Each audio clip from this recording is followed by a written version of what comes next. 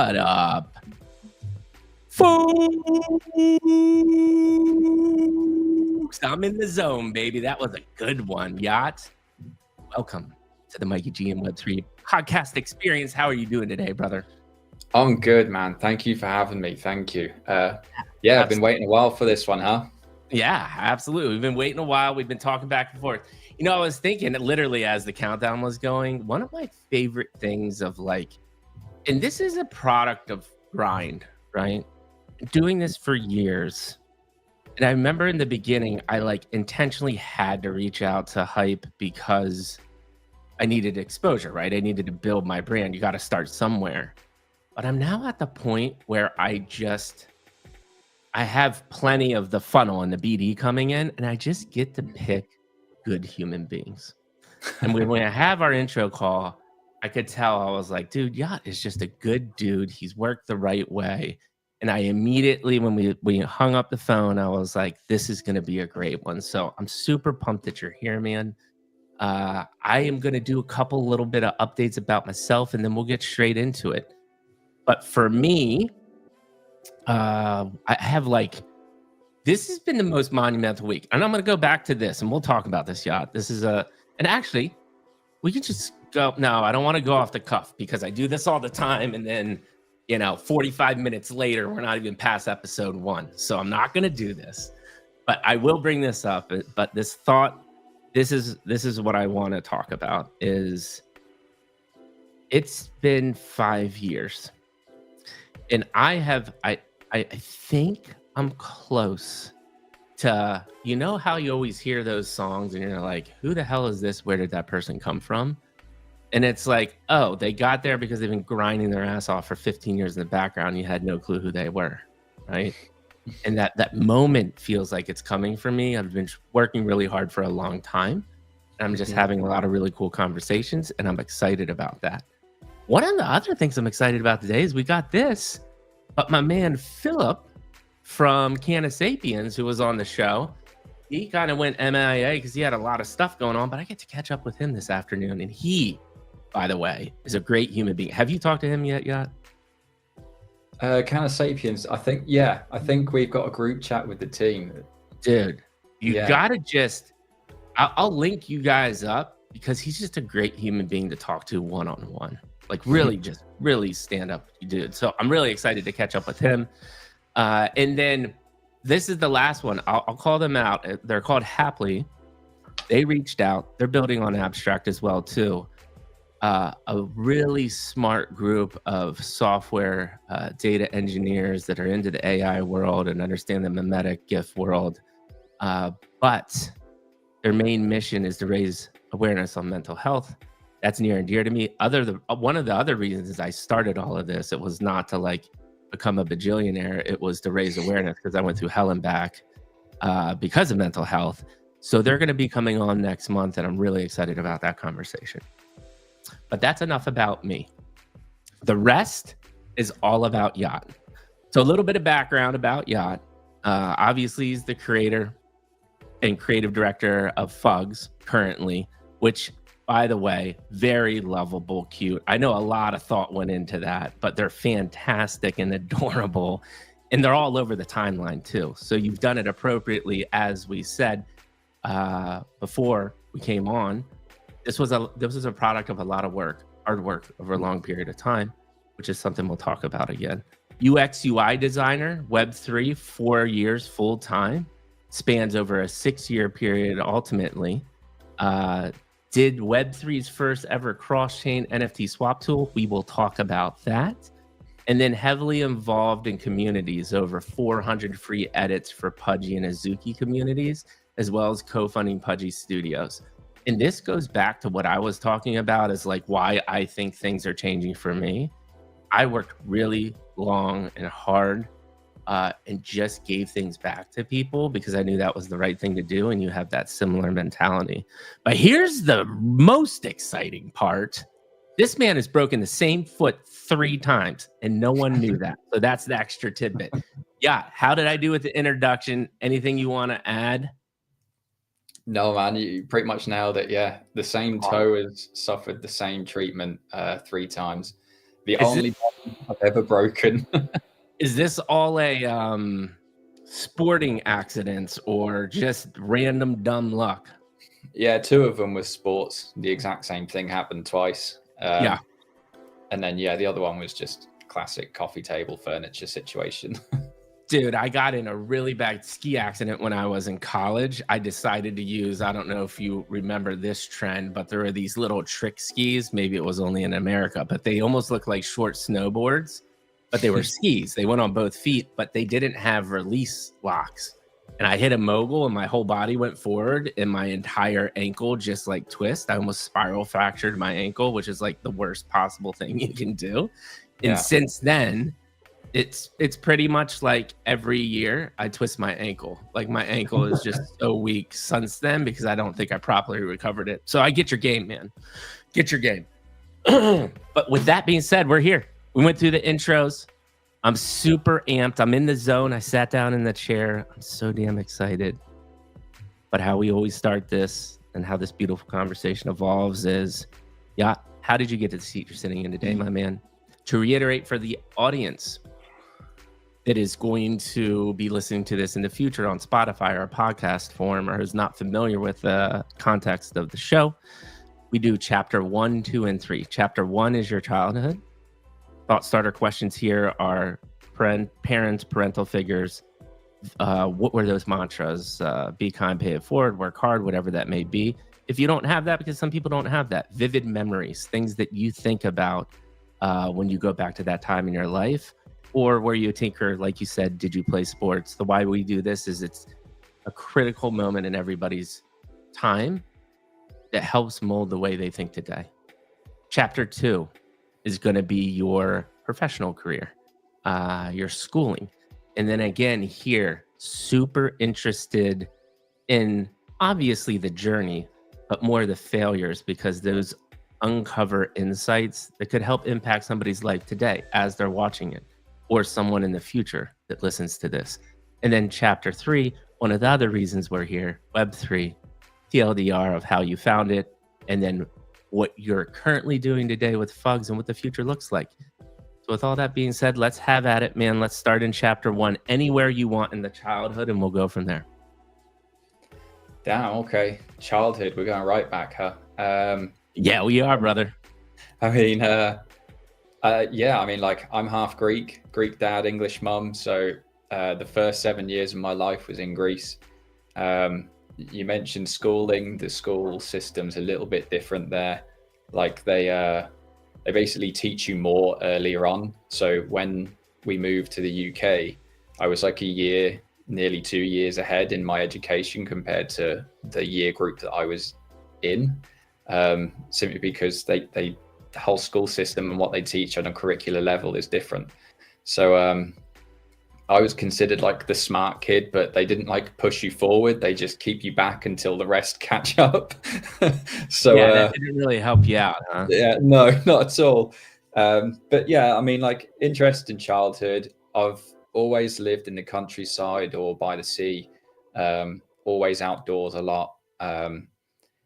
And it's something that I've always preferred. Like, I've never been a city boy. I've never been one to live around bright lights and the hustle and bustle and stuff like that. I prefer to have my breathing space and just be able to do what I need to do in the comfort of my home and those around me.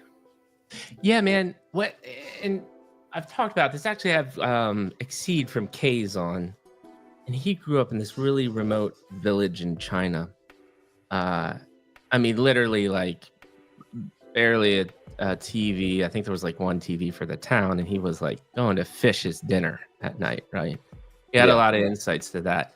Because I have thoughts myself. I was really outdoors. Like, reflecting back on that, what do you think you gained from that experience opposed to hustle and bustle, being surrounded by tech all the time, or just having those moments like you just talked about? What does that mean to you, reflecting back on that, and how do you think that impacted you?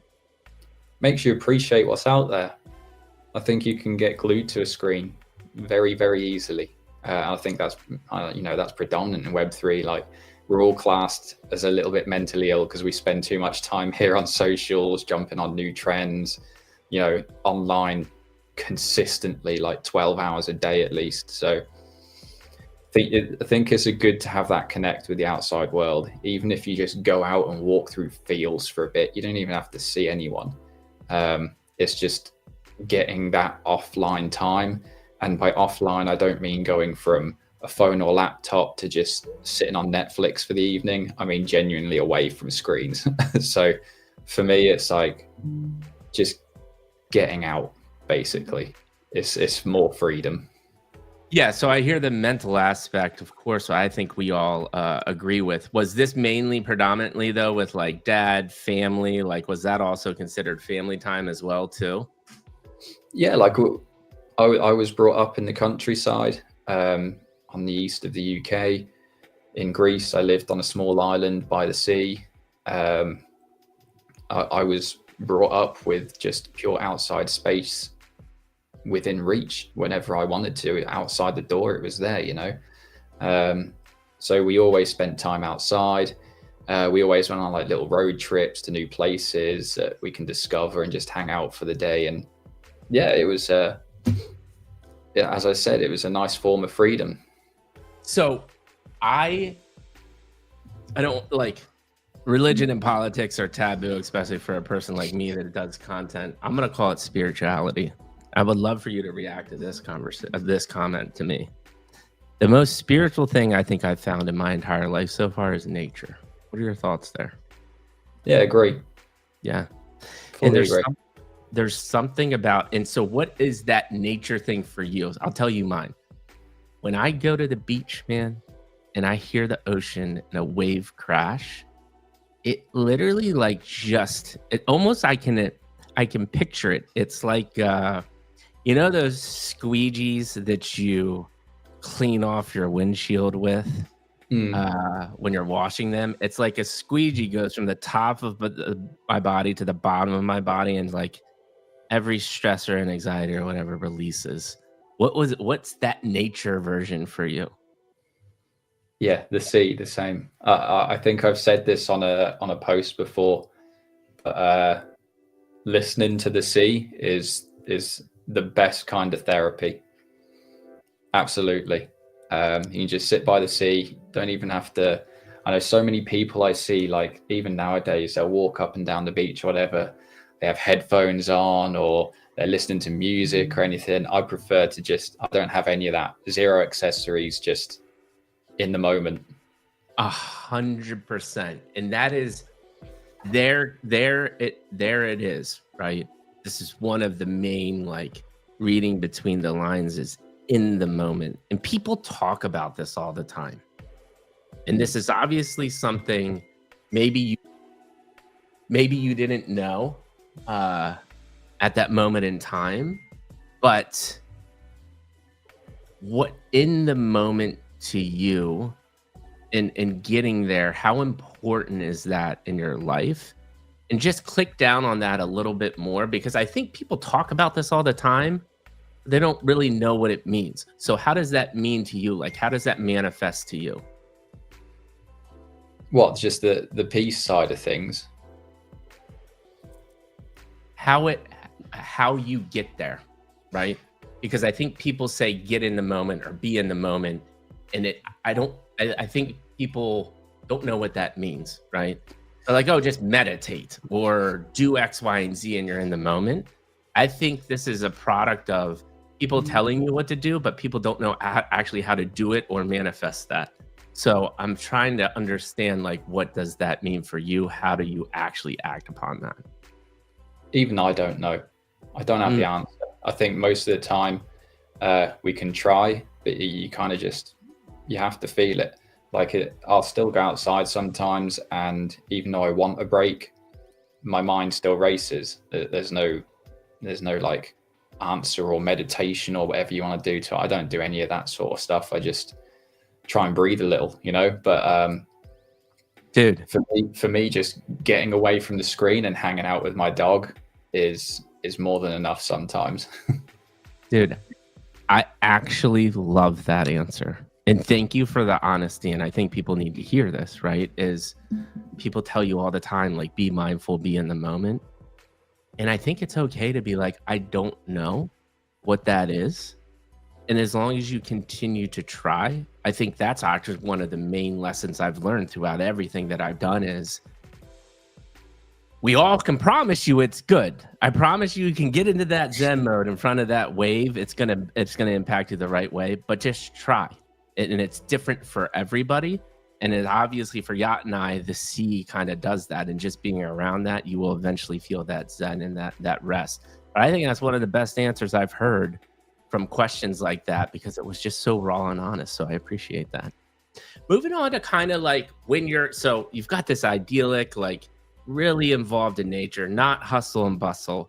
Let's talk about your parental figures and kind of like things that you looking back started absorbing from them. Was it the work ethic? Was it the creativity? Was it I don't know, it could have been anything. Were they entrepreneurs? Did they have traditional jobs? I'm really interested in kind of like what were these things absorbing as you're looking up to these people that are helping you grow.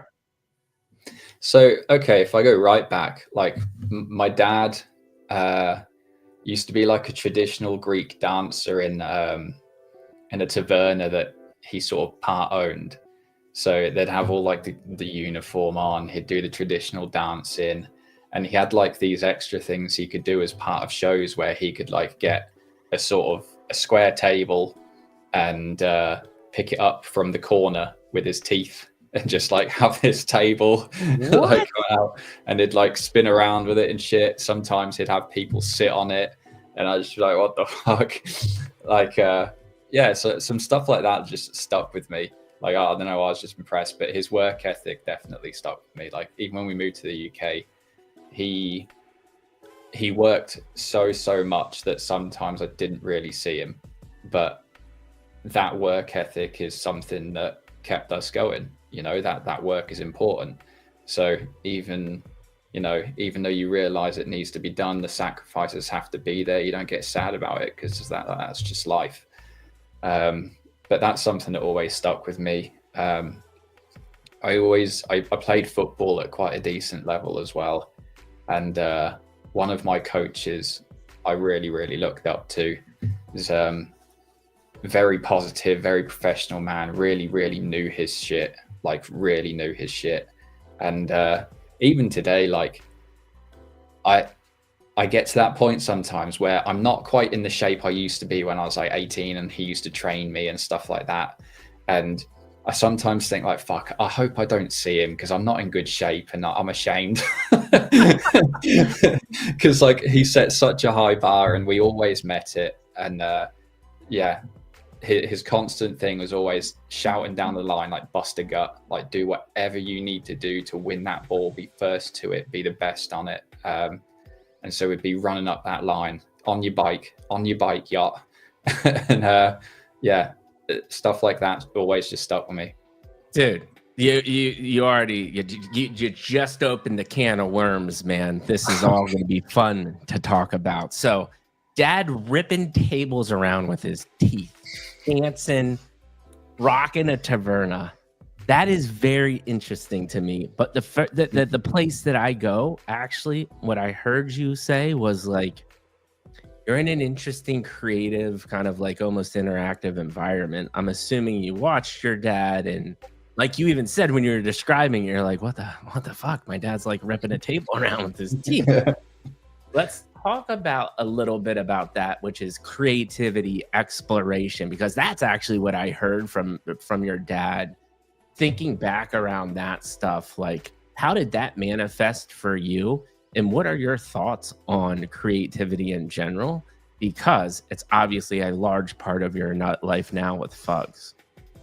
Yeah, like it didn't just show me that the hard work's important, doing all the normal stuff is important, but it showed me that work doesn't have to just be boring and serious, you know? It can be fun, you can be wild with it, and people will just jump on as long as they enjoy it. Like I still remember I saw an old, like I think there's an old picture somewhere, I don't have it with me, but like there'd be pictures of like traditional Greeks, you know, they smash plates, usual stuff. there'll be plates everywhere, smashed to pieces, and there's like my dad in his like traditional dancing costume in the background. And I was only really small at that point, and I just remember seeing this picture of me with like a normal sized broom, which because I was small looked massive, and I was just sweeping up broken plates next to him.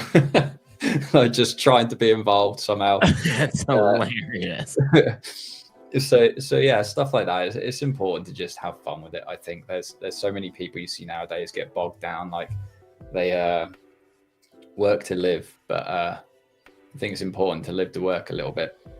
I love how you just described, that's just like the normal, like traditional smashing plates type of thing, which is totally not normal. It's for so a lot stereotypical. Yeah, it's stereotypical, but at the same time, it's just like a totally different upbringing. And I think that the one thing that you said at the end is really important to reiterate. And I would love your thoughts on this, because this is my firm belief. To get through the muck and the shit that you have to go through to be ultimately quote unquote successful. Now I'm talking in business terms, right? Because success comes in many forms. Ultimately, success to me is going to sleep with a smile on your face. I don't care how much money you're making.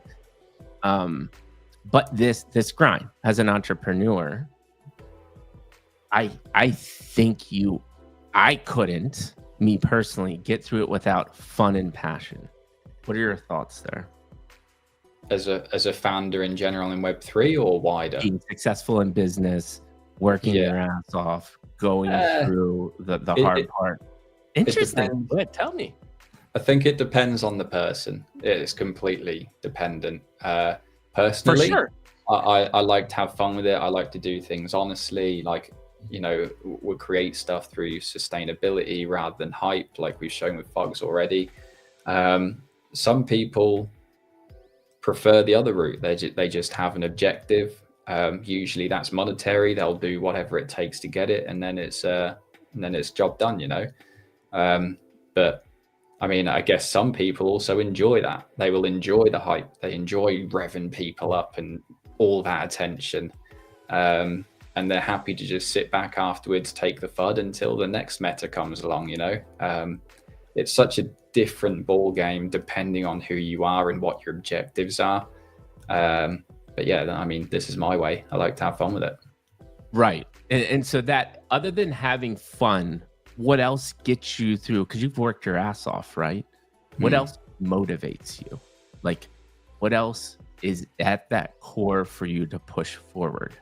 Is it seeing the outcome of your hard work? Is it the impact you're making? Like, what are these other things that really excite you and motivate you to get you through the hard times? Yeah. So for me, you nailed it with the first one. I do want to see the results of that work and the impact we make, not just on the people around us, but on the wider space. If we're talking specifically Fugz, I don't think there's anyone doing currently the same sort of stuff we're doing, especially on a fully organic rate, where we are just being in touch with the community, getting to know people. It's not easy. It's the hardest route. I think paying for marketing and getting a whole load of noise from some really high level people is the more expensive, but the easier way. So I like that aspect of connecting people. I like that aspect of seeing people be creative. And it's always something that we've pushed with Fugz, where we can say, just roll with it, no matter what the market is, this is Fugz. Embrace that chaos and turn whatever shit is going down into a pure opportunity for yourself. And seeing people make the most of it, whether it's through the personal brand or if they want to build with us, is something really nice to see. Dude, you said a couple of really interesting things there, which was you kind of grew up in this more remote, idyllic environment, right? But one of the things that drives you is this connection in this community. So being not in the hustle and bustle, and not saying you didn't have opportunities for socialization, there's a little bit of juxtaposition there in my mind of like remote to like being in it, helping people out, you know, community being at the core. Where do you think that comes from? Well, I've always spent my time within Web3 pretty much helping people out, whether it's through community edits or working for them or just connecting people. You know, I think a lot of people within Web3 can still underestimate the value of a true solid core community. And no matter what you build, and this is coming from someone like you introduced me at the start, 6 years in UX, UI and product, no matter what you build, if you don't have that community there that wants to get involved, wants to support it, no point building it. It'll be nothing. It'll just die out. So it's important. It's important. Dude. And there we are. You said really two really important things. And I think the one I have, you know, I do some strategy in the back end with founders as well too. And you said it right, which is if no one cares what you're building, you can be excited, but you're ultimately not going to push forward. So my question to you is it as simple as just sharing your ideas and seeing the reaction to the community, or like, what are these kind of insights, could be even metrics that you're paying attention to as you're building, you know, even 2 years ago, right? Not now, but like as you're building, how are you starting to understand?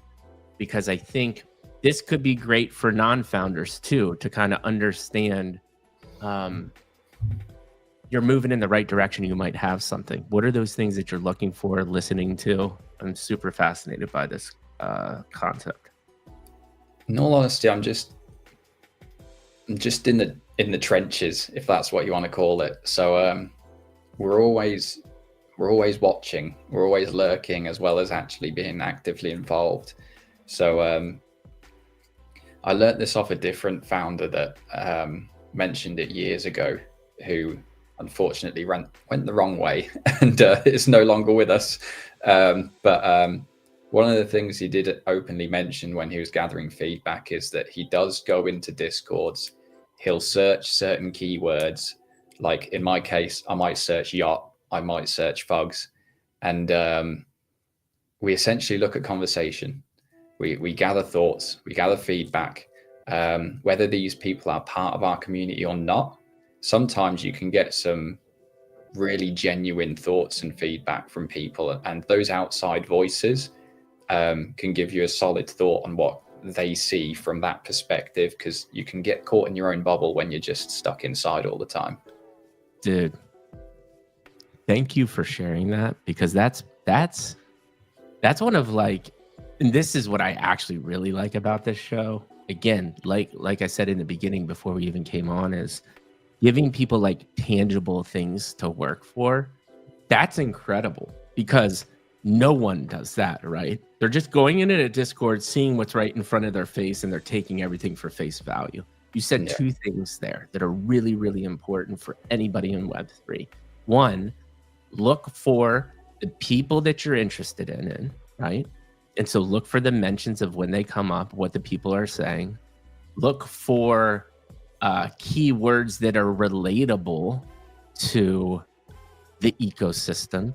So Fugz, for instance, it could be something around IP, character creation, creativity, right? Like the word creativity in general probably comes up a lot in Discord in different ways. By the way, you have this new really amazing tool called AI that can help you think of keywords to search for now, way better than you ever would have been able to. And that's where the magic happens, right? And then finally, you want to hear a founder like Yacht saying that, hey, I'm not taking this stuff at face value. I'm using a click down to truly understand what's going on here. And this brings up my follow-up question here. And I know we've gone off to like Web3 a little bit, but I love this conversation, which is one of the Achilles heels I've talked to about this time and time again on the show with founders is listening to the wrong people in the community and taking the wrong advice. What have you learned about that over time, and how you kind of balance feedback versus I need to shut it down? It depends on the sentiment. If someone is truly just post after post hating on you, you kind of just let them do it, you know. If you're in a position where absolutely nobody is hating on you or criticizing you, then you're probably not doing anything right or worth talking about. Aside from that, did you ever used to watch Rick and Morty? That's a little. I'm basically a boomer, so that's like a little like. But I have watched it, and it's hilarious, and I want to get into it and watch it though. I think it's in season 2, but Rick and Morty is a very, very underestimated program. Like, even though it's a cartoon, in season it's a brilliant show. Yeah, in season 2, there's a line from Rick where he's addressing a crowd that's booing him, and he basically says, I don't know if it's word for word, but something along the lines of, I think it says, "Your boos mean nothing to me. I've seen what makes you cheer." And that's so applicable. If you're getting hated on, just click through, see profiles. It's all online. See exactly what makes this person tick, because you'll find that the majority of it, it's not your target anyway. It's not your market. It's just an outside voice with nothing else better to do. The ones that you do want to listen to are the ones that give you feedback, the ones that come to your DMs, the ones that come to your Discord and say, have you thought about this? Have you tried this? Is this in the pipeline? Because that comes from a place of care. That comes from a place of, you know, what can we look forward to, rather than just when, or what the fuck are you doing sort of thing. Right. So it all ties in, but as long as you've got your finger on the pulse, I think you can, over time, you can really start to understand the difference in how these opinions are formed. Man, you're just dropping so much knowledge here, people. Like, I have to cut in that, like, we always have 200 people watching. Start commenting. Come over to Abstract, because Twitter comments suck. So if you want to talk, come over to Abstract so I can hear what you're asking. But you are like, yet again, I want to point this out. This is what you really said to me, which is, we gave the surface level action, which is like, start searching keywords, look at sentiments. Don't just look at Discord when you come in. But then you went in at an extra level, and it's like, okay, most Discord profiles have a Twitter account or a website or some other thing. If you're interested in that person as to why the way they are, go do some more research. Be curious. Like, I'm firmly convinced, and I went to like formal design school, right? And I do some high level like enterprise project management right now as a day job. I think 75% of any true business effort or problem solving, it's all discovery and research, man. It is such a critical point of your development and business process. I don't think people realize that. And I was actually, fortunately, I loved design school and the principles that they taught me, because that was one of the things that you realize quickly is like, the output of the product that you get is definitely a reflection of your insight, research, and thought process in the beginning. What are your thoughts there? Yeah, can be. So, sometimes you do just get lucky, you hit the nail on the head. But I think to at least give yourself the best chance possible, yeah, you've got to put the work in to understand your market, understand your community, and make sure the goals and the vision are aligned, really. Yeah. And the other thing that you said there, though, is when you're clicking down and then saying like, okay, I'm going to follow this person because I have their X profile or I have their website. The other thing that I heard is curiosity, right? Like, you're just curious. You want to know more, because a lot of people are just very surface level. And it's either one, they're not curious, or two, it feels like too much work. But I think, again, the harder thing to do, like you said, not build this hype cycle marketing. You're doing things like this to get the insight to push forward. You just usually the harder thing to do is the right thing to do, and the outcomes are going to be better. It's actually one of my pillars for the company I built, which is like take the harder road, because it's usually going to result with some outcomes. Creativity in general. I want your thoughts on that, and we can start moving forward. Fascinating conversation all the way, by the way. I mean, we went from how to follow somebody on Discord, but before we're talking about dad spinning tables with teeth. I mean, this is fantastic. This is fantastic. So creativity in general, when you look back at your childhood, do you feel like, watching your dad or being in these remote, idyllic nature environments helped spawn that? Or the other way we can go about creativity is, how do you define creativity yourself? I'll leave it open to you because it's a pretty broad topic, but I think it's a really important topic, of course, too, relevant to you because you're building an IP brand, right? You're doing a lot of creative things, but that had to start somewhere, and then you have to have an opinion on what that means to you. It's more along the lines of just some sort of original thought. I mean, I think the word creator gets passed around a lot in web3, where it's not true. It's not real. I think being creative is very different to being a creator. And I think we see it all the time with big marketing campaigns, big KOL campaigns. It's the exact same tweet or post now, recycled 600 fucking times. That doesn't make you a creator. Just makes you a mouthpiece. Yep. I think if we go down the route of real creation, even if it's just a simple post, words on a screen, if it's an original thought, you've created something. You've created an opinion. You've created something that people can actually respond to with some sort of, hopefully, original thought as well. And that's how conversations start. That's how connections start.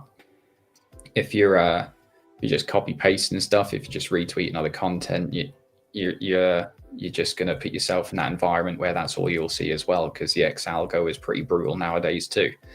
So yeah, if you're being creative in the sense that you're putting your own thoughts, your own sort of skill, your own time into actually doing something that is purely from you, not from an algorithm on an AI source, or not from a campaign where you're just tweeting something that might be your thought, but you don't really believe it because you've been paid to tweet it, it all ties in. And you said something very important there.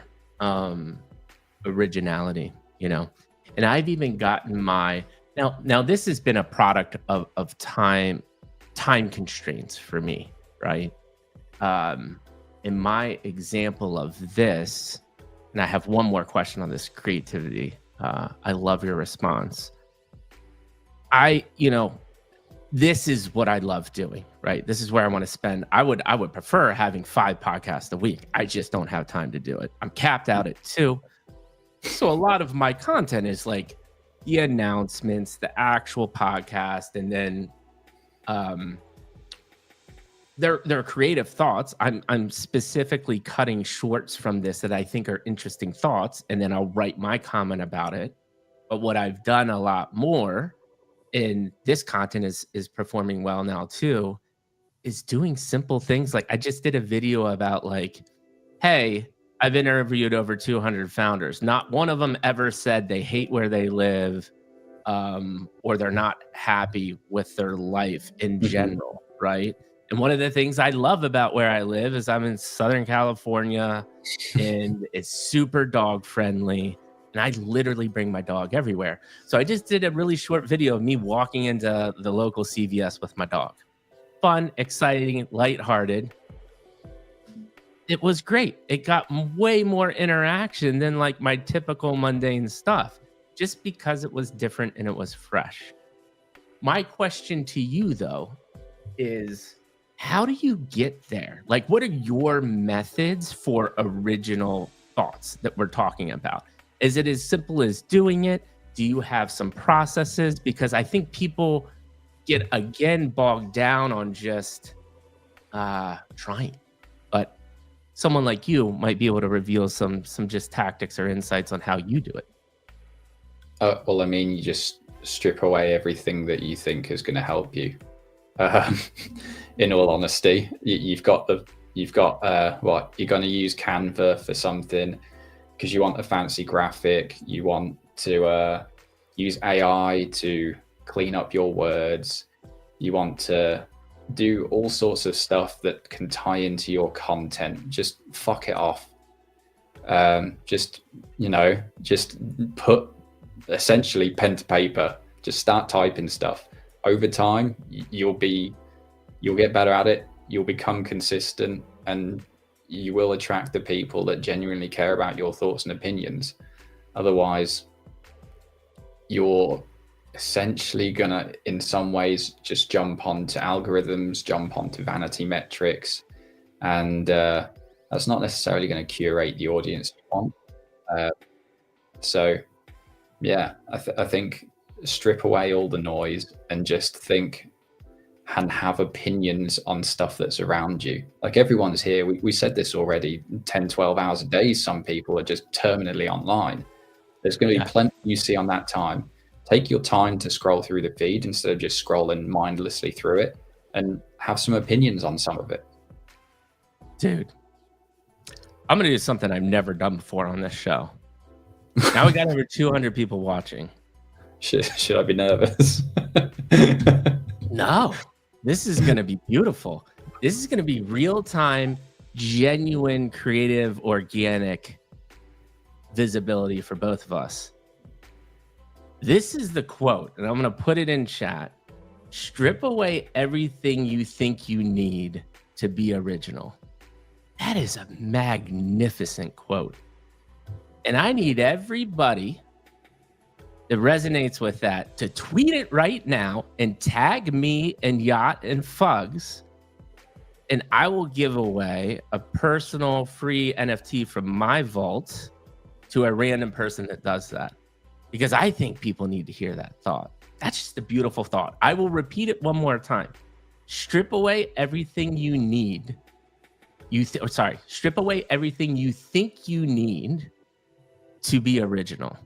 That's so insightful and simple, but I totally agree with you. And I think it's one of the reasons you hear time and time again, these really original creative thoughts come from a walk or come from being in the shower, right? Because you've literally physically stripped away everything that you need, and you're just with your thoughts, and you're able to rest and be in the moment. That is beautiful. I'm really interested if anybody even tweets that and tags us. But free NFT up for grabs. I already got one in my mind in my vault that I'll give away.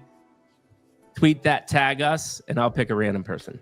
Thank you so much for sharing that, man. I think that is fantastic. By the way, I feel like we've been talking for 5 minutes. We've already been talking for 45 minutes. So we probably should progress here. Let's hit let's go to, so like anywhere in the kind of high school, coming of age area, and then schooling, top maybe 2 moments, insights that you have, and then we'll move in to the episode 2, more professional entrepreneurship career. What do you got for me in kind of that high school, maybe even college, or most people call it university, like as we're starting to progress now and you're reflecting, anything come to mind? What moments that just stood out to me? We got the soccer route too, wherever you want to go. Yeah, so like university was tough. It was a learning curve, because I don't like to. This is where I've always kind of struggled with working for people. I'm not great with being told what to do. Like, if I don't enjoy it, I kind of struggle. So I went through university, but it was like one of those where I didn't like fly through with like amazing grades or anything like that. Like I did advertising as my degree, so anything written, like I don't really like to write at all. It's the same whether it's an essay or a post on X. You know, it's something that has to be done. But I'm much more the creative type. So my grades for like anything that was written were like down here, like they weren't good. But the creative side of things were all up here, so I kind of averaged quite nicely. Right. So yeah, I mean, like, I think what I learned from that is that even if you don't enjoy stuff, you kind of have to do it. Like, you just have to. But at the same time, I think a lot of people do trying to be amazing at so many different things at once, whereas you can actually do very well if you just hone down on what you're good at and make yourself a true, like, really standout person in that space. Dude, you said two really interesting things. The first one being, and I'm interested in this, and this is like, again, as you can see, I like to read between the lines on what you say, and I interpret it a different way. But one of the things that you said was kind of the mundane, you have to do it, but you didn't like being told what to do, and the creativity is where you've shown. Mm-hmm. For some odd reason, my head, so I'm still in corporate America, right? There are a large part of society that do things on a daily basis for decades on end of things they hate. Why is that? Like, I don't know if I haven't. I guess my answer is like, even though they hate what they do every day, and it makes them miserable as a human being, it for some odd reason is still comfort to them. I don't know. What are your thoughts there? I think this is a very interesting concept, and that's actually where my head went when you were talking about school and hating and then thriving in creativity. Any thoughts there? Just a random thought. There's so many different reasons. Like, it's just life, isn't it? Some people do it because they have to, and they'll happily stay comfortable. They'll live day to day. Others do it because, you know, again, they truly have to, in that it is survival. If you're in like a low income situation, whatever the situation is at home, you know, there's so many different nuances. But if you want to get out of that and truly push to do something else, to do something better, you have to take risks. And it's a lot harder than staying in that comfort zone of just day-to-day grind at work, like, oh, it's another day at work, whatever. That's all it is. I think it's a lot of different situations, but at the end of the day, comfort is always a nice little place to be in. Yeah. And it's really fascinating to me about how people will endure being miserable because they think it's comforting. So for you, you obviously started to break out of that because you were thriving on creativity. You said it was really hard. You're actually now working full time on something that you love. What was that I'm assuming a slow evolution over time, or are there things that you thought to yourself as to how to start more pushing towards your passion? Because you're starting to realize this concept in college, right? So what are your thoughts there on how the evolution of that happens, advice you might have for people that are struggling with this today? I basically put myself in a situation that I think a lot of people would be very uncomfortable with. And even I was not comfortable with it. But I basically had a fuck it moment. It was just like, I'd rather try and fail than carry on taking orders from some fucking knobhead that I don't really respect that's above me. You know, that's blunt honesty. So it's as I said, some people are happy. They're willing to just grind through it, grit the teeth, and just carry on working for that paycheck. I just give it the middle finger instead and was like, I'm going to try this shit instead. Yeah, and I've heard many variations of this over time in these conversations, right? And there is the F it moment, right? Like you said, I think there are people like me that in just the reason why I can endure the pain during the day, because listen, I'm in a situation as well where I'm just like, this is unbelievable. Like, I don't even comprehend how the things happen on a daily basis that happen on a daily basis.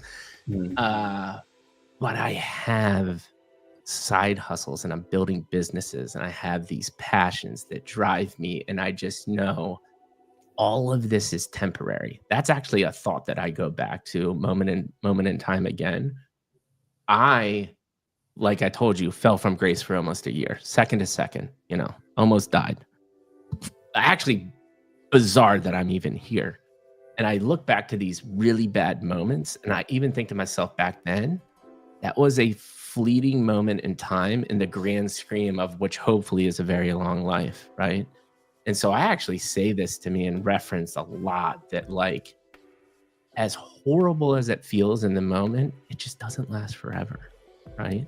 And so that helps me get through knowing that I'm going to get to my goals and this is just a temporary moment in time. Do you have similar thoughts, or do you have a version of that for you as you're trying to like get through the daily grind, I guess is what we would call it? Any thoughts there? If not, it's totally cool. Not a huge amount, really. I kind of just enjoy doing what I'm doing. Yes. I think what a lot of people get bogged down in is like, especially with web3, it has to be now. It's always so quick. And then this is why we see like 3 to 6 months projects die and then it's nothing, because, they're going down the route of following what everyone else does. It's just like, we want giveaways. But the reality is, if you feed giveaways constantly, you're then feeding your core community to the rest of web3.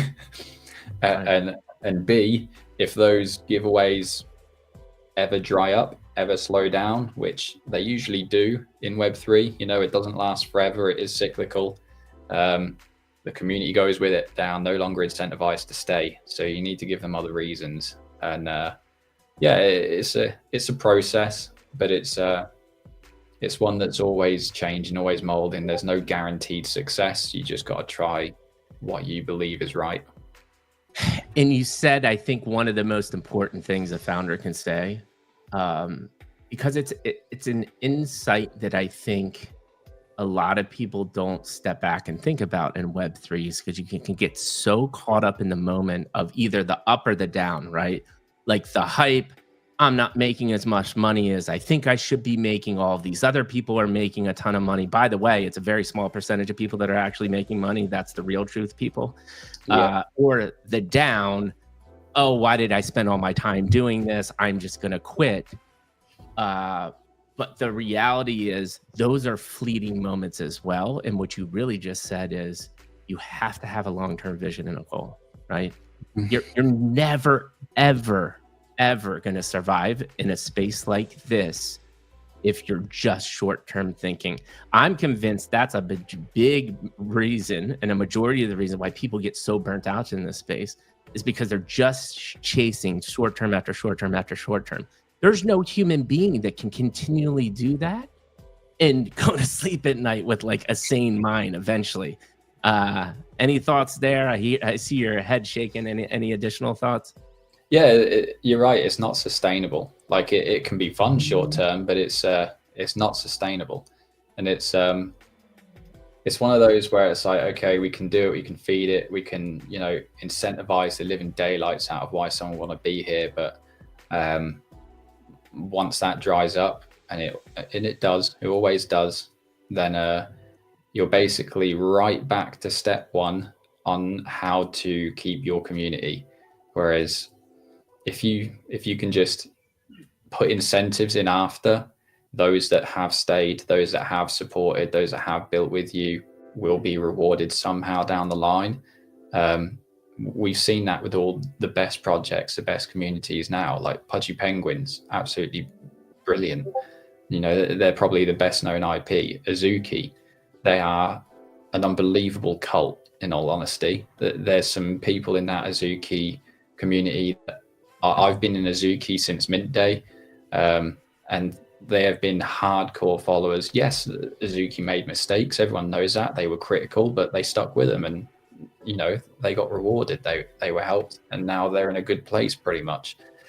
So it's important. It's always important. But even as I said, even when you do truly think you can do everything right, some just don't stick around anyway. It's probably what puts a lot of people off ever wanting to be a founder, because there is no guaranteed recipe for success. Some of it is pure luck, but we've got to find out, and there's only one way to find out.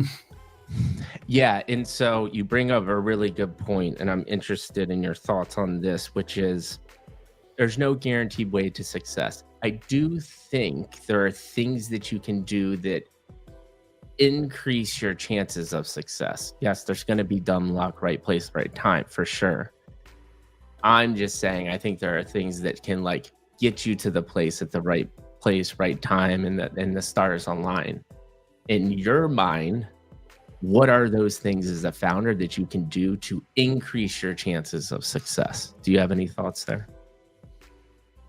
For me, what I think would be that increase of making sure that we have success comes from the community.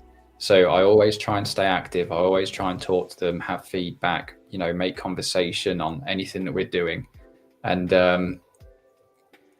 I think that's what helps generate that connection. They can see that I'm there. They can see that I'm here for the right reasons. I'm not just an AFK founder with the odd post saying, something's coming, we're sooning, whatever it is that people do. But yeah, like I said, that's not a guaranteed recipe. I think that's just putting myself in the best scenario possible to hopefully succeed. And without community, doesn't matter what you build, what you make, it won't go anywhere without them. It comes from me, it flows through the team, and then it's amplified by the community. And that's why it's important. Yeah, and I think this is usually my message when this topic comes up. And the way I like to put it is, I don't think the community, it would actually, you being a founder in web3 is probably one of the most exhausting things that you could sign up for, because it's one of the only places in business in the world where you have this unfiltered access to a founder via Discord and direct communication, right? You're not Discording the CEO of Coke, right? That's just not happening. But you are Discording the CEO of Fugz. And so I actually put the onus back on the community to say, you all need to realize that you're in one of the coolest moments in business history where Web3 has enabled a really intimate two-way conversation with the person that's literally building the products, and use it as an opportunity and a gift and be excited about it, and just don't use it as a tool to hate. I don't get it. I do get you voicing your concerns, but do it in a respectful way and use this tool as powerful. Because if more people were to do this, and then you as a founder, I think you can continue this, and I'm gonna beat this drum with you, because if more people did this in the community for you, all it's gonna do is make your product that much stronger. Yep. That is actually what you should be using the Discord for. And it just blows my mind that, again, floor go up is the only thing that's atop a majority of people's minds. I get it. People need to make money, but I want to reiterate, this is a moment in time in business like no other, and you have an amazing opportunity to co-create. Amazing. Thoughts there? Yeah, it's true. If this was a Web2 business, you'd buy the product and you'd just enjoy it. That's like a very normal business model, right? You buy something because you want it, then you enjoy it. In Web3, you buy something because you want it, but you expect 10 times back instantly. hence the loud voices that get even louder when they don't get something back instantly. But I think we're at least matured a bit since that sort of 2001 mass hype phase for NFTs, where we expect an instant 10 times flip. We understand that businesses are being built. It does take time. And we've put ourselves in positions, at least those that have been here for a while now, that see the likes of Penguins, the likes of Azuki, Claynosaurs, Chimpers, the biggest brands out there that are the biggest brands out there, but it's taking them years to get there. Yes. So it's like, we want plushies, we want toys, we want a game. And it's like, well, Pudgies did plushies. They did. They've done it all, but they've been around 3 years, not 3 weeks. It takes time. But this is half of the fun.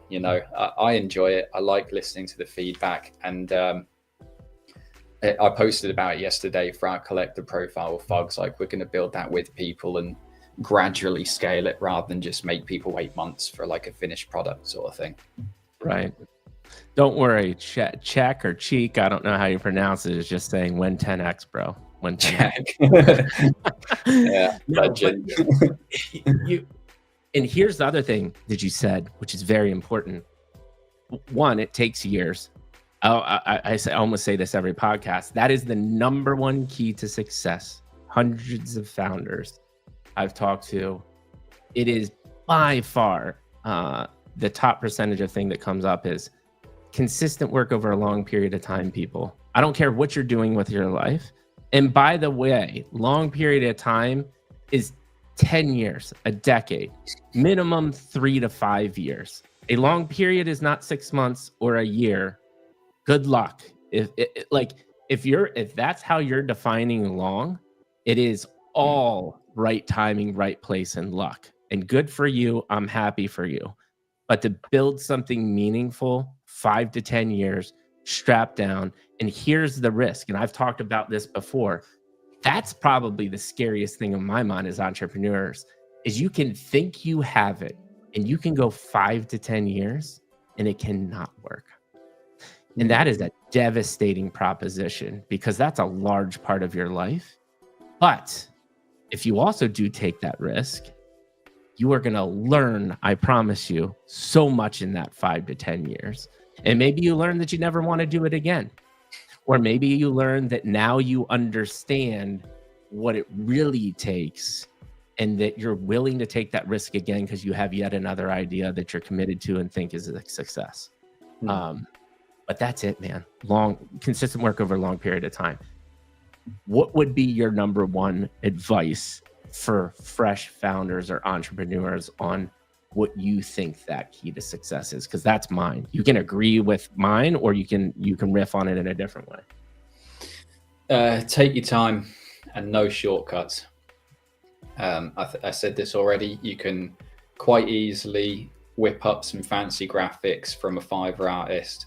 You can very easily get some art done from a half decent artist. It doesn't even have to be good. We've seen that in Web3. The art does not have to be good.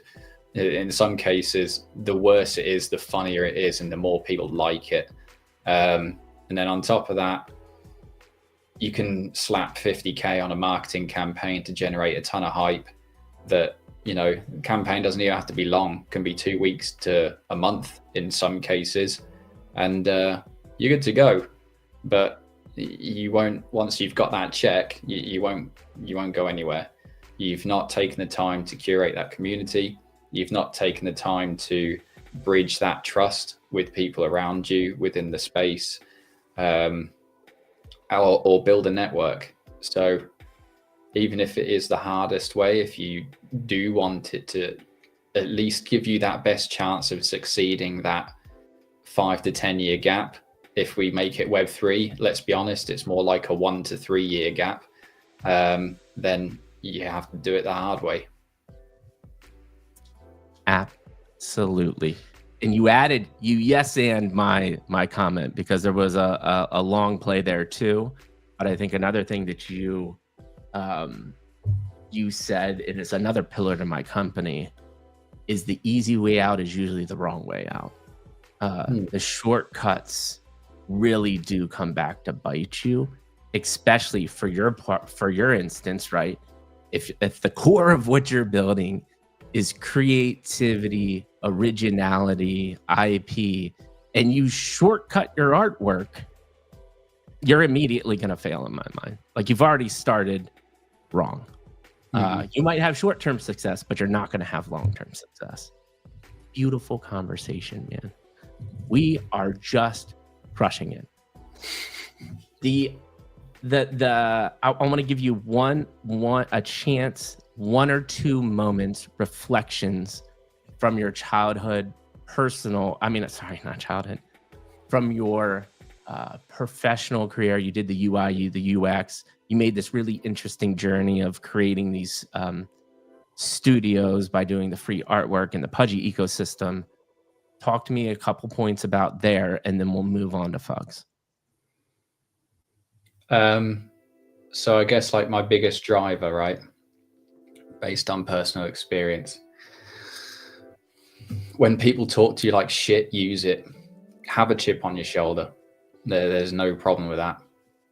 People aren't going to see it, you know. They'll feed off of that motivation. Like one of the things one of my old managers said, we were having a conversation, funnily enough, about education, and I was working in sales at that point. I was, you know, for sales and social media for a car company, and I had this manager that would make me go and get her McDonald's for lunch like every single day. And, you know, I just had to do it. You know, this is the boss, right? And I remember this, it was only a small team. There was like 6 of us, plus her. And one of the things she said to me when we were talking about education, university, stuff like that, I just made the comment saying, I don't think like I'm that dumb. Like I think I'm actually quite clever. And her response to that was, you're not. And I said, why? And she said, because you wouldn't be sat here if you are. And within weeks I was gone. And yeah, I'm in a much better place now. And I had a chip on my shoulder ever since. So yes, yeah, FUD me, fucking helps me. That is a beautiful, and you have to have, so this is a beautiful conversation. I'm glad you brought this up. This comes up time and time again on part of what you said is ego. And there is a fine line in my mind between chip on your shoulder, I'm going to dominate the world, but then compassion and understanding. And ego is at the center of that in my mind and has destroyed founders as well. So how do you balance this ego having to have that? Because you cannot be a successful founder in my mind as well without having some sort of ego. But there's a fine balance there. What are your thoughts? There's a difference between having a bit of self-preservation and pride in what you do and still have respect for those around you compared to just shitting on people to put yourself in a better position. And I was shat on, so I reacted. You know, I think you should treat people the way that you get treated. And in some cases, you have to just ignore stuff. You have to be the better person. You have to realize that, you know, not everyone takes the same walk in life, and you just crack on with things. But in that situation that I mentioned, we were part of the same team. We were part of the same company. We were, you know, direct contact 6 days a week. So when you hear that from someone about you, that doesn't help my complex of not liking to work for people. And it just made me go into myself and say, you know, fuck you. I will do better. And I did. Right. Right. But that's why you have to make sure that you're in tune with your surroundings and you understand who you're talking to and the situation that you're in too. You know, if you have some high level collectors in Web3, people that genuinely care, if they say something you don't like, just out of in your case, you could take it badly if you've got too much ego. But if they say something out of care that you don't like, you have to kind of take that with a hit of like, okay, I maybe have fucked up here. And you put that to the side, you understand it, you take your time on it, because these people are in positions that are good for a reason, you know? And it's one of those like, you should always understand who it is you're talking to or taking feedback from. For example, I wouldn't take money advice from someone that's living on the street. I wouldn't take health advice from someone that is maybe 40 stone overweight. You know, you kind of have to put things into perspective and understand there are different walks in life. You can learn something from absolutely everyone if you truly listen enough. And yeah, there is always a certain amount of ego, but sometimes you have to put it aside and make sure you react in a positive manner where it is actually applicable. 100%. And I think what you said is, I think you've like hit all the pillars of my company that ladders up to this, bringing back the lost art of genuine human connection, my mission statement, which is, and here's where the ego goes awry, but this is how you said you keep it in check, and I think is critically important. Be kind, especially when it's hard, right? And that when the ego overtakes, you're just on a rampage, right? One, you think you're the best at what you do. You're just drowning out the noise, and you're on a one-way mission, and you're just going to bulldoze whatever it is to get to that end goal. And this is what the entrepreneurs on the show have said. They get to that end goal and they're like, shit, what have I done? Right? I've torched relationships. I've hurt people. And it was for what? To be the best? Like, that's not an outcome that ultimately like when you get to that finish line and you are the best, you look back and you're like, well, I might be the best, but I'm probably a shitty person. But being kind, especially when it's hard, and knowing to when to balance, to turn it on. They say I'm the best in the room, but then also be humble enough is really critical. And again, everybody that's listening right now, these are the types of things that you want a founder to be saying that you're buying NFTs from and believing in. So thank you so much for sharing that, man. I think one thing I'm interested in, and this is kind of segue into web3. We'll talk about web3 for 10 to 15 minutes and we'll start shutting it down. The kind of the pudgy, doing the 400 iterations of free artwork, and you made the pudgy studio. I don't know much about that, but I'm interested in that journey because I think there's probably some pretty cool insights through that journey. Yeah. So, I've been in Pudgy Penguins for a couple of years. I've been in Azuki since Mint Day. Back when I wasn't building any products, or where I had gaps between product builds for other companies or projects, whatever it was, I basically spent my time within communities.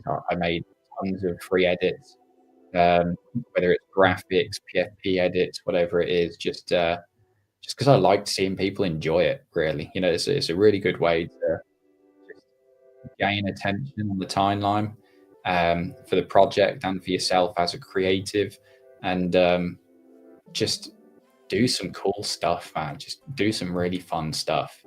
And then, more recently, it was like last year, co-founded Pudgy Studio with MPF ETH. And instead of individually curating edits for hundreds of people at a time, we created a tool where you can essentially just go to the site, pudgy.studio, put in the ID number of your big or little penguin, and you can browse. I think there's about 110 edits. Then you can copy, you can download, use them on the timeline, however you want. It was a really, really strong tool for proliferating the brand.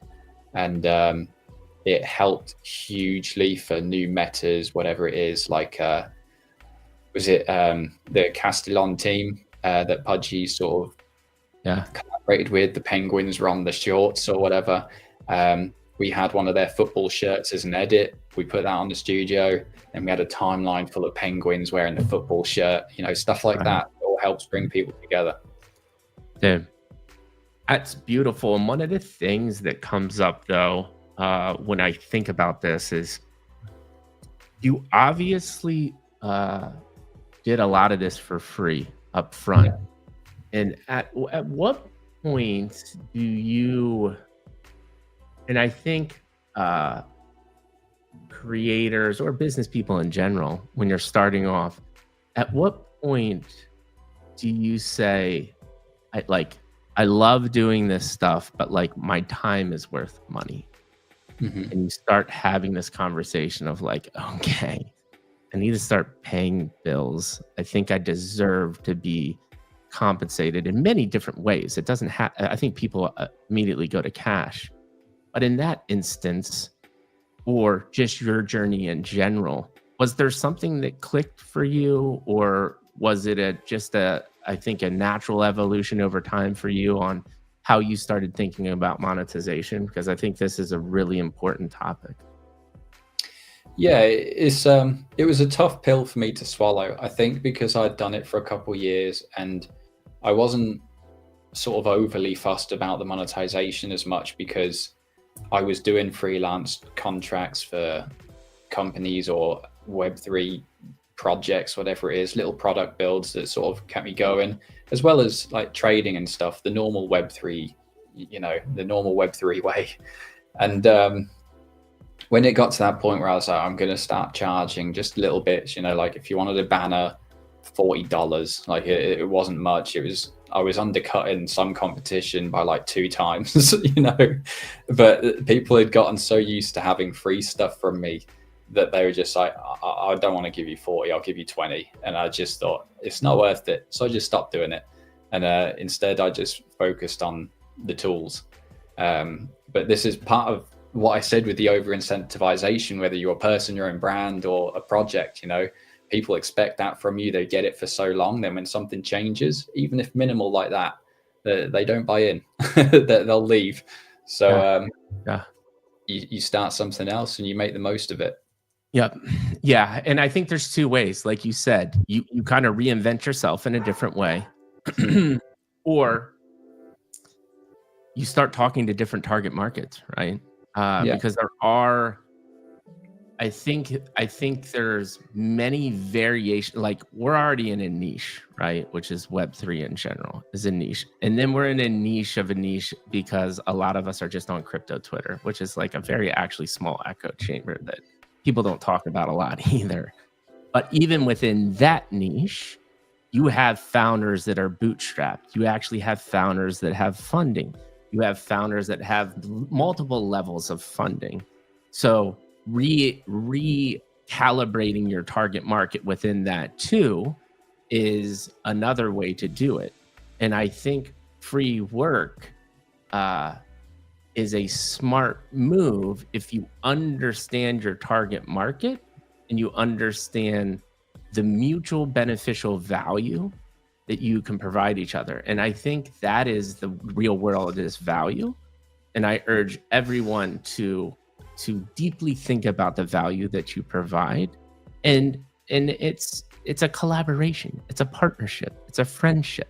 And if you start approaching it this way, again, what we've talked about the whole time, a long-term relationship, it's magical. I will say this all the time. So I used to run brand advertising for Geico in the States, and we spent over $2 billion a year in advertising. It's just an absurd amount, right? And there was only 100 people in the department, right? So you have 100 people that manage over $2 billion. And one of the reasons I think we were so successful is our media agency and our creative agency, we had 20 plus year relationships with. I literally, my counterparts at the agency called them family. I had my dad, I had my sister, I had my brother, and we were literally family. And creating these relationships in an ecosystem that is so riddled in instant gratification, give me money, money, money, money, it just changes the game. And that's exactly what we're talking about here too, is just this longevity, building deep relationships yet again. Any additional thoughts? Are you ready to get into Fugz? No, let's get into Fugz. Awesome. So TLDR real quick, anything else you want to add about like how you found Web3, or what excited you about Web3 to get to the Fugz? We just talked about the Pudgy Studio thing. You were understanding the impact of community brand IP there. Anything else, or we'll go straight into kind of the elevator pitch of Fugz? No, I mean, like all that stuff I've done within Web3 has pretty much all been IP, brand, and product based. I live for it. I feed off it. I really enjoy it. So yeah, that's how we've got to Fugz, and that's why I'm building what I do want to build. I'm not here for just the gamble. I'm not here for the casino as much. I do want to make something that will hopefully last. And as we've said, unfortunately, that is the harder route. That is the stuff that doesn't gather as much attention, but we'll see how it goes. I mean, I think we're at least putting ourselves in a position to give ourselves the best chance of success. So with that being said, 2 minutes or less, give me the Fugz elevator pitch. Like, tell me what you're ultimately trying to accomplish here. Yeah, so Fugz is a brand new and original Web3 IP play. So we focused on art, we focused on community, we focused on culture. You know, we've created a collection here that is not like anyone's seen before. And in case anyone did wonder, Fugz, what the hell is that? It was the amalgamation of two words. It's fuzzy gophers, right? So that's what Fugz is. So yeah, we focused a lot, and one of the things we've really knuckled down on is creating emotional connection through personality-driven media. So the way that works is we've added different touch points through our personalities that you can all get to know and sort of get in touch with, learn about, and resonate with. So Hero, Hiro, he's our main guy. He's the PFP. He's the first of the 12 that were released. And over 3 trailers, we brought them all out. So you've got like Derek, the coffee fug. Hank is the chocolate fug, who's like the larger one, should we say. The boy is thick. And yeah, so we've got all these characters with different personalities. They move slightly differently. They've all got their unique personality profiles on the website. And we found that people are really starting to resonate with those as actual personalities that maybe they see within themselves, but also they might see other people they know in. And that's what all has culminated into what we've called the Fugz family, right? This melting pot of personalities that we all know. Some you might love, some you might hate, but it all comes down to the family, right? And I'm pretty sure I can speak for most people here when I say you've probably got at least one family member that you probably don't get on with or you don't like, right? That's kind of normal. And that's the same for Fugz. But the point is, you're all part of the same melting pot, the same ecosystem, the same community, family, whatever you want to call it. And you're all pushing in the same direction to make something greater. So that's where we've got emotional connection through personality-driven media, where people are collecting, where people are creating on their brand and creating on their IP, and really, really honing down on the fact that this is much more than just a cute JPEG. And we've seen that in the way people talk about them. So it's not just like, ooh, I've got the brown fug, I really like the red fug. People are just like, I've pulled a hero, you know, I finally got myself a Hank. That they resonate with a character that represents it rather than just that surface level. And that's what we're always pushing. And this brings up an interesting question for me, because I'm assuming it wasn't intentional, but any thoughts in the sense that, like, again, easy way out, you know that cute meta PFPs are consistent throughout time, right? Like those are interesting to people in Web3. But you had to make this decision that it's like, okay, like these things are cute and fun, but also I'm actually going to ingrain real personalities in here where the personalities itself are not cute. So was all of that intentional? Did you struggle with these decisions as you're manifesting this idea? I wouldn't say I really struggled. Everything that we've built has been with intention, has been with research, from color theory, name theory, shape theory that went into the characters. You know, they're all built with purpose. Even Hero, for example. Hero, as I mentioned, he's our PFP. He's our main character, and his name, when I was researching what we could call this guy, in Japanese, I think it is, there's a few different meanings. A couple of them meant prosperity and abundance. I was just like, this is perfect. You know, Hero is our hero, and we ran with it. And it's the same for every single personality. It's all built with purpose, even down to the Fugz name. Absolutely. And I think, again, touching on, see what we're doing here? We just had a beautiful conversation about all of these principles, and it totally makes sense that when you came into Fugz, the culmination of everything you've done in your life is pure intentionality. And in my mind, there isn't a mistake. And this is, now everybody's gone through this journey of seeing the output of, if you put intention, if you put hard work over a long period of time, Fugz is possible. A Fugz for you is possible, but it is not an easy journey. Talk to me about, go ahead. No, carry on, sorry. Talk to me about the, just take us through like mint day, any of the ups and downs, like everything that you experienced and like what you've seen transpire since mint day, and just some takeaways or insights for you as a founder going through that process. For mint day was, a lot of people enjoy mint day. It was stress, but it was like a good stress. It was at the point where, by that point, we were 5 months since we did our first post on Fugz. It was a very long campaign compared to most, and that is because we did it purely organically. You know, I spent months having hundreds of calls, connecting with people personally, talking to them about Fugz, talking to them about the art and what we want to try and do. You know, as long as the community backs it, we can do absolutely anything. Same as any other project, pretty much. But the point here was to have that sustainable community rather than just that hyped up community that expects something straight away and, you know, you're paying for a sellout. And it really, really surprised me that we sold out before we even hit public. You know, we're on Abstract. We're on a brand new chain that is full of quick wins at the moment. It is very heavily geared towards any sort of gaming, casino, gambling side of things, because that is what the majority of people want.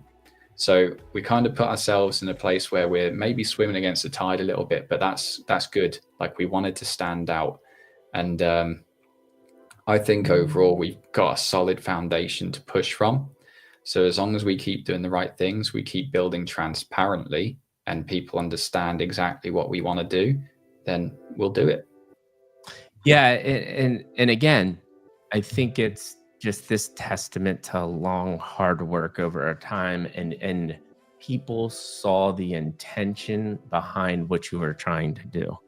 And that's a huge thing to call out too, right? Like, you look at, you know, Kevin Mustiaki have been on my podcast. Love the guys from Final Bosu, but there was an insane amount of hype around that. And then you've got like, and the marketing push from that compared to yours, but you still sold out before it even hit public. Because, and this gives me hope in Web3. This is why me and you are here. The tide is changing. I do, and I love to ask your opinion on this. I do fundamentally see a tide changing in Web3, which is, where are the genuine people making the right content, that have good intentions. And I want those brands to start thriving more than the KOL hype cycle BS. Do you see that? And do you think this sentiment changing helped you out at all in your mint? What are your thoughts there? I'm not sure the sentiment has changed that much. I had a conversation with someone about this on a space earlier in the week, and I don't truly believe that Web3 has matured as much as it truly thinks it is. I think we're all feeling it, but in different ways now. Like 2021 was pure NFTs, 10 times it. And I think we're now in a place where a lot of people are burnt out, but still chasing gains, but more through meme coins now. Like we're still seeing the same thing. People are jumping blindly into stuff in the hope of profit, sometimes within minutes, sometimes in hours, sometimes within days, but it's still happening, just in a different area of Web3. For us, it's an attention game. It's hard to keep up when you're doing it organically. You know, I'm not going to change my stance. I'm not going to go and spend 50 grand's worth of mint funds that these amazing people have given us in support to completely change that narrative and spin it from organic to paid. You know, we'll use that to build some good product. Yeah, I'm kind of on the fence. We have matured, but I also don't think we've maybe learned. I think we're more aware of what we're doing, in that we're just jumping into stuff because we've been here, a lot of us, for years already.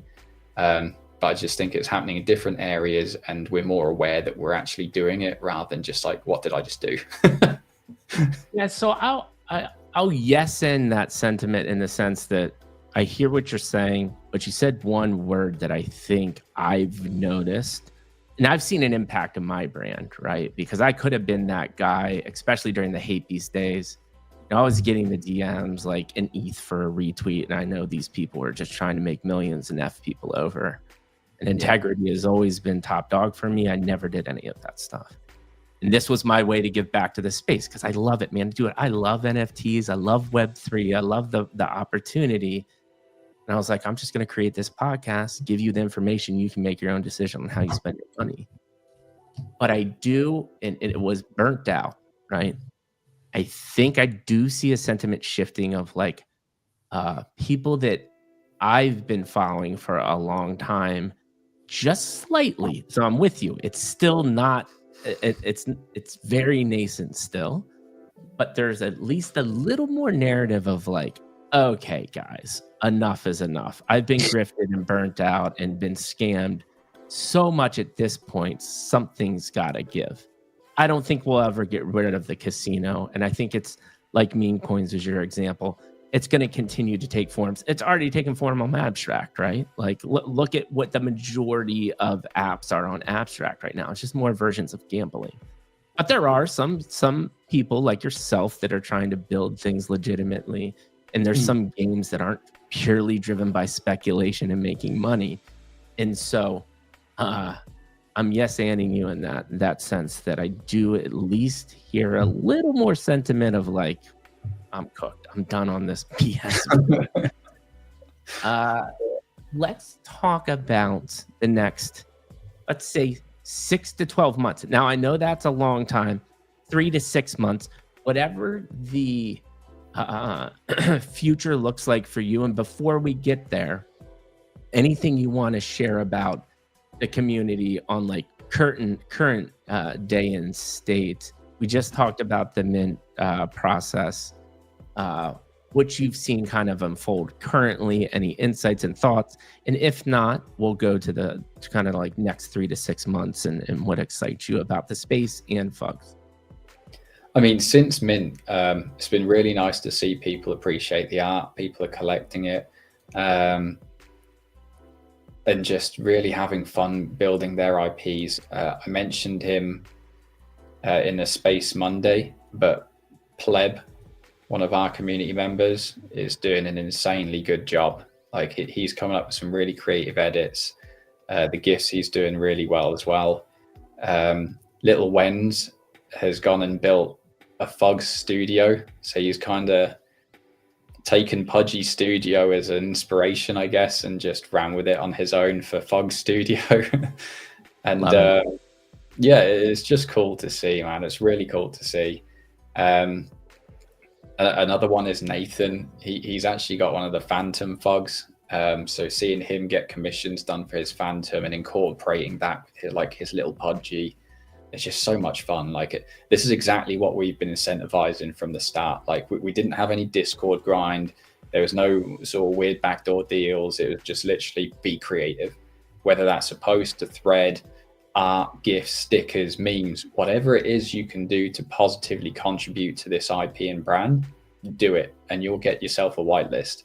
But people are still continuing to do that now, and it's a really nice culture that we've built. And moving forward to the next 3 to 6 months, that will continue to be incentivized and tie in nicely. Love it, man. I just got a random idea. So video shopping is huge, right? One of the big apps is called Whatnot. I downstairs have a makerspace, man. Like I literally have a sublimation printer, 13 head embroidery machine. I've got a heat press for mugs. I've got a heat press for shirts.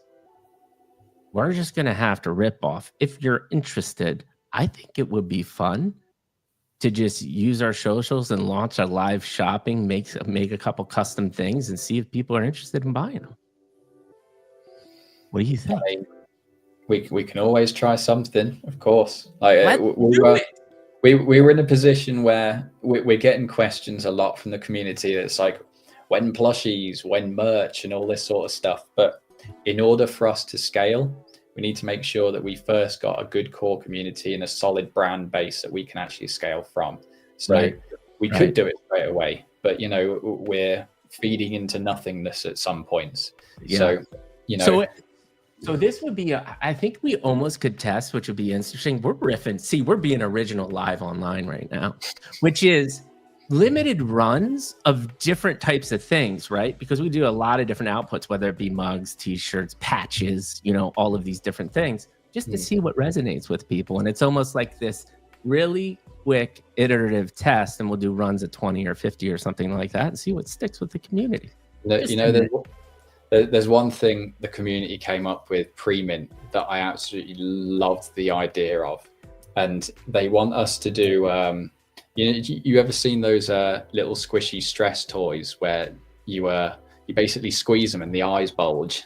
Yes. They want like a Fugz version of that. That would be a perfect market fit. Yeah, I can't create stress squeezers, but I don't know. Maybe we could find something and brand one, because sublimation printer, you can put it on any different type of surface. That would be interesting. But yes, that is a perfect way and a relatable brand IP. Random just thought. Okay, let's talk next 3 to 6 months, and then I'll ask you my final question that I ask every guest. It's a softball. Don't freak out. And then I'll give you my final call, and we'll call it a day. So what does the next 3 to 6 months look like for you, man? So the next 3 to 6 months, we like I said, we want to make sure that we solidify this brand. We want to make sure that we are in a place that we can scale. And you cannot scale without having a solid foundation to scale from. That doesn't just come from the brand and the IP, that comes to the community too. It comes from the team. It is a complete unified effort. So in that sense, we're here to see who sticks around.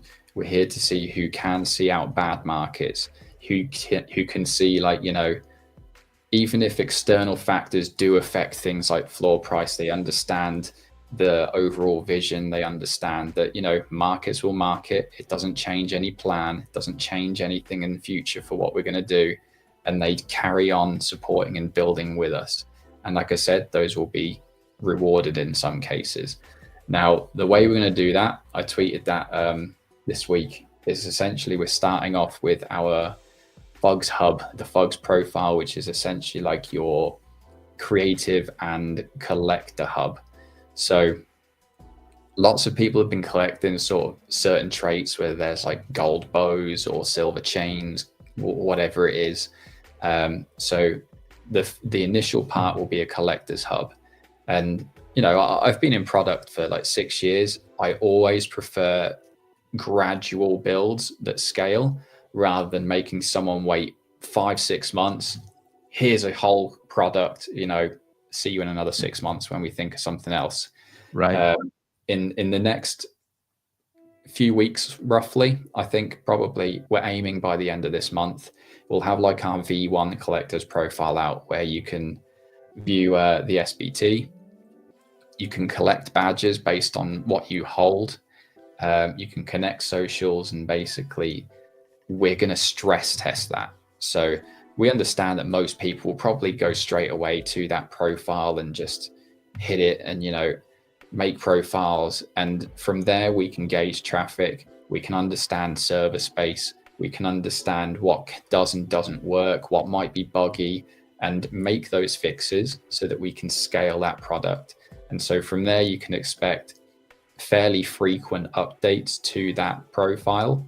And the way we want to scale that out will be more badges, more SBTs, and we can tie in certain incentives to those that fully benefit a full Fugz creative connected hub that also benefits collectors. So those that contribute to the brand, we can still give you those incentives, even if you don't hold a Fug. And from there, we can just, in hindsight, I think that where we want to go with it, I don't think it'll ever be a fully finished product. And I like that idea about it. But where I want to be is maybe in 6 months plus, we have a product that has a connection of Fugz just all contributing to the brand through collection, creation, commissions, studio edits, and all sorts of other things that will tie in to make a really unified Fugz experience for those involved. Love it, man. And that's what you got to do step by step. One of the things that I really appreciate that you said, and just another reason for anybody that's not a Fugz to give them a look, is you're not just doing these, which happens often in this IP realm, is you're not going to hear from us from 6 to 12 months. Like, I'll say it, Azuki, like, they've made a ton of money. I'm actually little disappointed for the amount of output that I've seen from the team versus the community, right? And when people are in the IP game, I think it's really important for you to constantly slow iterate. Because here's the other thing, and this goes back to this understanding the customer and getting the insight and feedback, which is a big part of UI UX that you've gone through too, is you spend all this time and all this money to produce something, and then you don't even know if like the community is genuinely going to like it. Just because it's your IP does not mean they're immediately going to like it, right?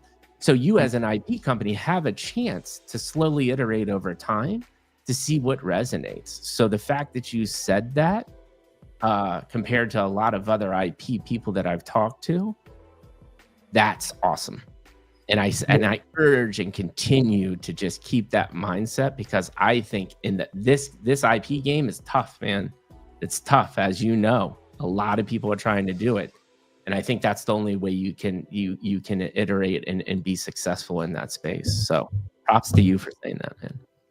Yeah, I prefer these frequent updates. Like, we build brick by brick. We'll build it with the community. Not just for them and then hope they use it. There might be features on there that we haven't thought of that we can add. There might be things that maybe don't hit as well as we thought they would. But overall, the product and what we want it to be will still remain. But the fact that we can get feedback on the way and add certain things we might not have thought of is just a really fun part of the process that we want to incorporate. So yeah, I'm all for it. I love this type of stuff. And V1 will be a proper stress test as long as that all goes smoothly. V2 probably won't be far off. It all depends on the bug fixes and the feedback. Dude, that's so cool, man. So cool. I appreciate it. So we're winding down, man. We're close to the end. My final question I ask every guest.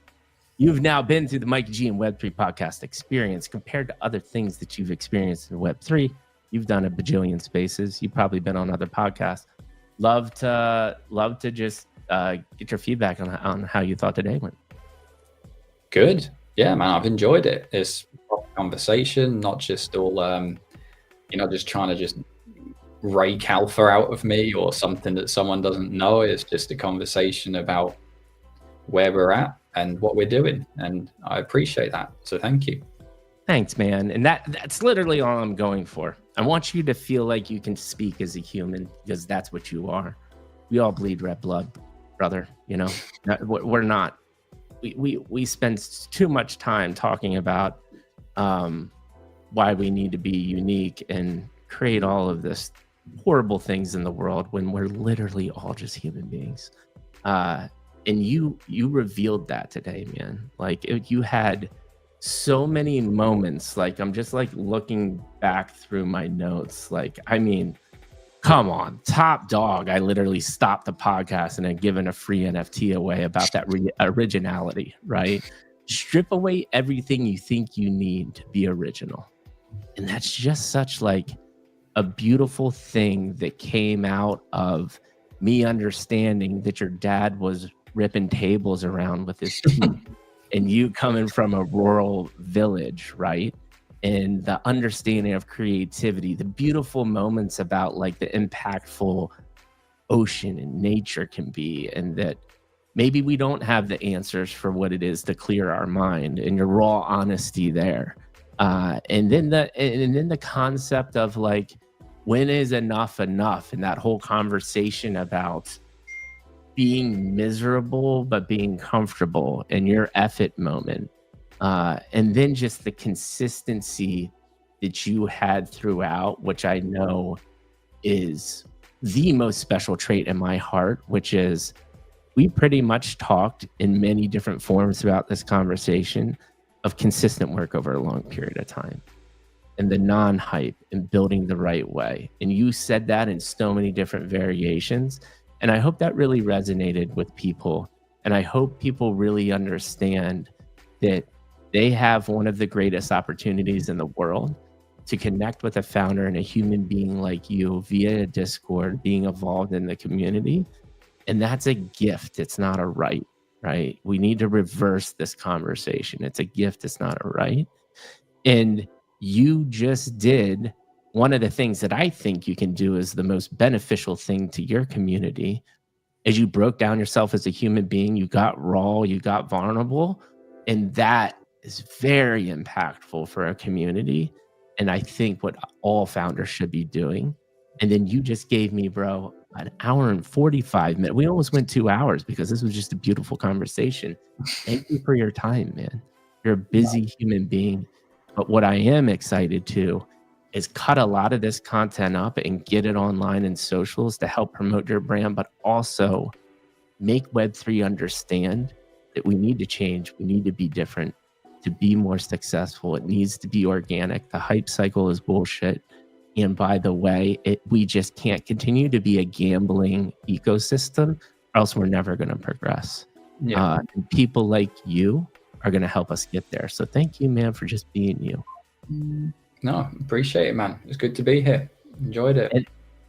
And with that being said, people, Mikey G and Yacht have come to an end. We appreciate everybody tuning in. We almost got to 400 people, but we had a lot of people tuning in, and every single one of those eyeballs, we appreciate the shit out of you. Thank you for the comments. Thank you for all the love. Mikey G and Yacht are out.